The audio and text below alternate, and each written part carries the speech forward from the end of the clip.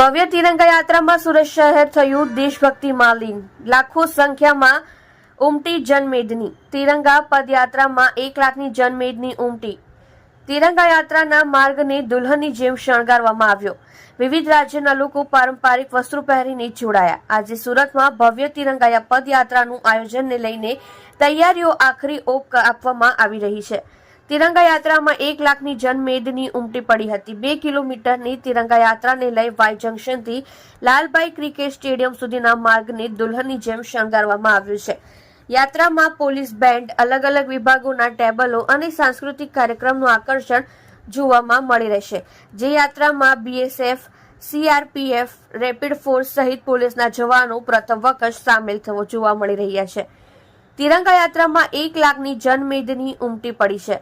સુરતમાં આજે યોજાવા જઈ રહેલી ભવ્ય તિરંગા યાત્રામાં વિવિધ રાજ્યના લોકો પારંપરિક વસ્ત્રો પહેરીને જોડાવાના છે. અલગ અલગ સમાજ અને સ્કૂલ સહિતના કુલ 20 બેન્ડ દ્વારા પ્રસ્તુતિ કરવામાં આવનાર છે. રાજ્યમાં પ્રથમ વખત તિરંગા યાત્રામાં સશસ્ત્ર દળો દ્વારા માર્ચ પાસ્ટ, વિદ્યાર્થીઓ દ્વારા વિવિધ સાંસ્કૃતિક કાર્યક્રમની પ્રસ્તુતિ અને પોલીસ બેન્ડ સહિત વિવિધ વિભાગોના ટેબલો રજૂ કરવામાં આવ્યા છે.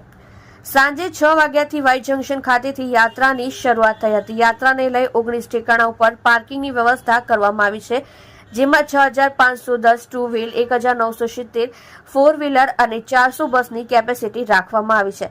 સાંજે 6 વાગ્યાથી વાય જંકશન ખાતેથી શરૂ થઈ યાત્રા. આ તિરંગા યાત્રામાં લાખોની સંખ્યામાં લોકો જોડાયા છે. કેન્દ્રીય મંત્રી અને પ્રદેશ પ્રમુખ CR પાટીલ સહિત ધારાસભ્યો અને સામાજિક આગેવાનો મોટી સંખ્યામાં જોડાશે.